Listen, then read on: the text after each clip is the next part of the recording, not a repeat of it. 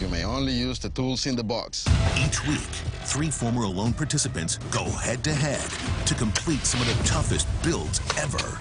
Build a bridge. Build an earth shelter. A wilderness oven. Can they do it? I think I might have just bitten off a bit more than I can chew. Alone, the skills challenge.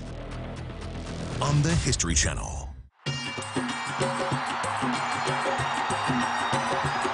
The ICC Men's Cricket World Cup 2023 is almost here. What a beauty! He's on absolute fire!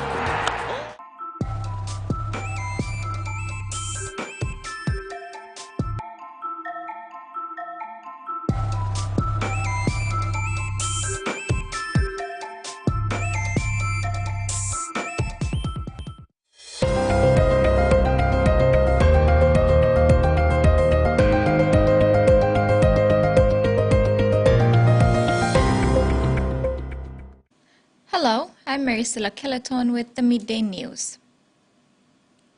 20 queen bees are being flown into the country today from Western Australia under a partnership project between the Department of Agriculture and Livestock, Coffee Industry Corporation and the Australian Centre for International Agricultural Research. 150,000 kina was spent to fly the 20 queen bees to PNG for the purpose of requeening current stock under the Honeybee Support Program in the Eastern Highlands. These queens are specially bred to improve the gene or desirable characteristics in local bees, which have been lacking for over 30 years. Each queen breeder selected for the program is strategically located in each district of Eastern Highlands, which is home to 70% of beehives in the country. On arrival, the 20 queen bees will be quarantined for the required period before commencing the actual breeding and requeening program. The Study Australia Education Roadshow, facilitated by the Australian Trade and Investment Commission, was hosted at the Leigh International Hotel on Tuesday.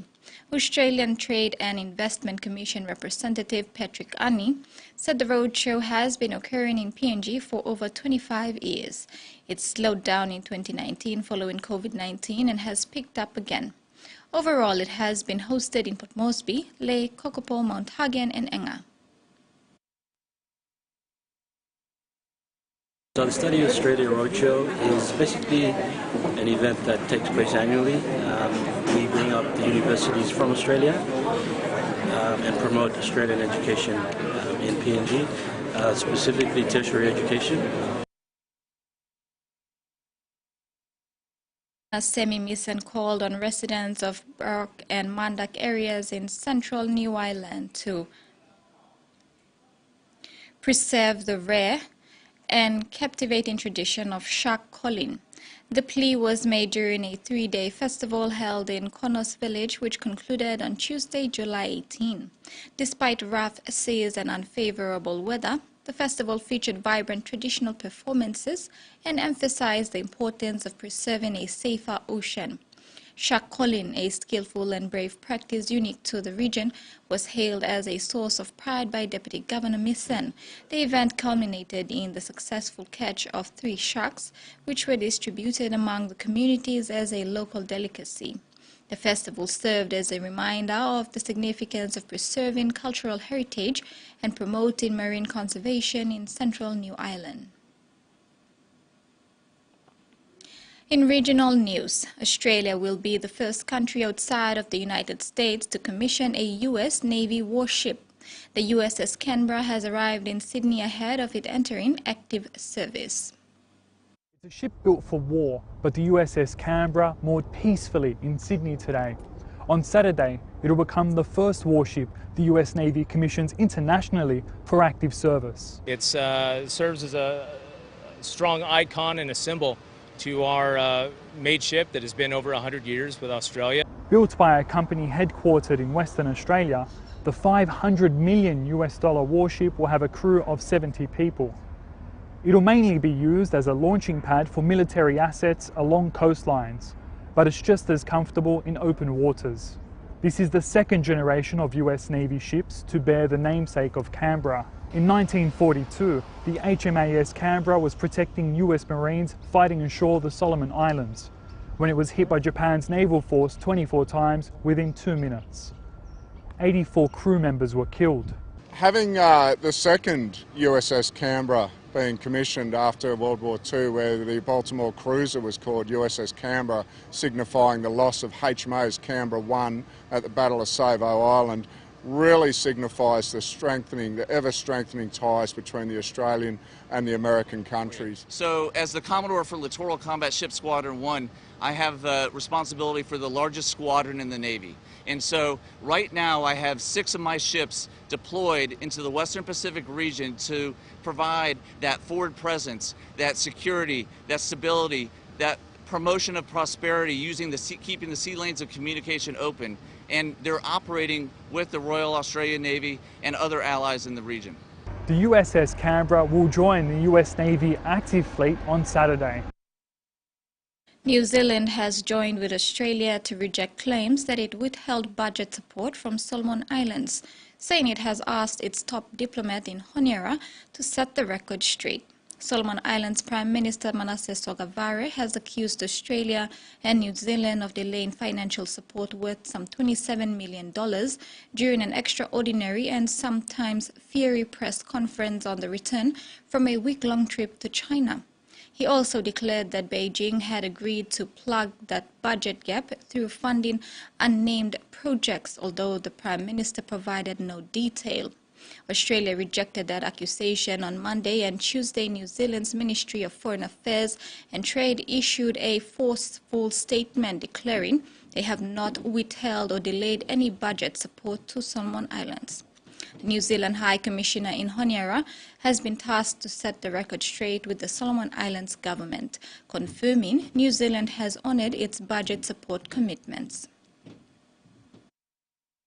Russia has been accused of weaponizing global food supplies after putting a stop all grain exports from Ukraine's Black Sea ports. Under a UN brokered deal last year, Russia had agreed to allow food to leave the region so global exports could continue. But Russia now says it wants changes made to the deal before exports can resume. Every single time that Russia has re-signed the deal, it used to be every 3 months, then it went down to every 2 months. They said, oh, you know, we're not going to re-sign, and in the end they did.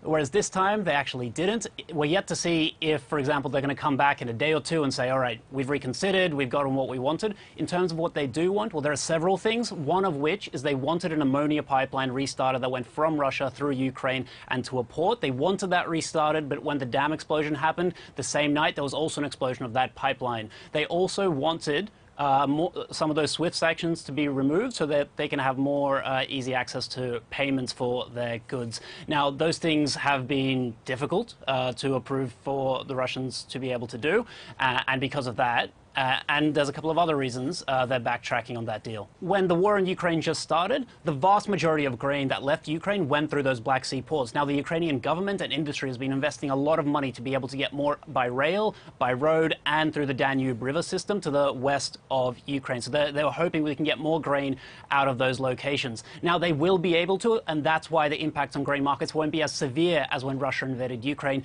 but they're not a substitute for those deep sea ocean ports that Russia will no longer guarantee to have ships leaving safely without being attacked. So it is still impactful on grain markets, and you got to think about the longer term implications of this.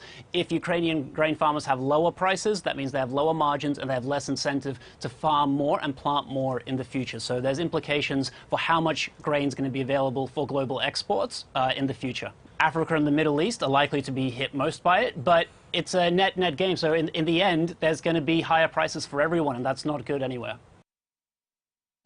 Back home, the Center for Excellence in Financial Inclusion launched its new revamped website on July 12, marking a very important milestone for the organization's marketing and communication. CEFI Executive Director Karima Tongia emphasized on the importance of a website, saying it is the main tool of communication, marketing, and awareness in organizations. Tongia highlighted other important innovative technology projects that CEFI is currently undertaking and promoting on its website apart from other core functions. CEFI states that they realize the importance of having a website that is simple, efficient, user-friendly, and incorporating key features of style and must remain modern and current. Cricket T20 EAP World Cup qualifier is scheduled for Saturday, July 22 at the Amini Park, Port Moresby.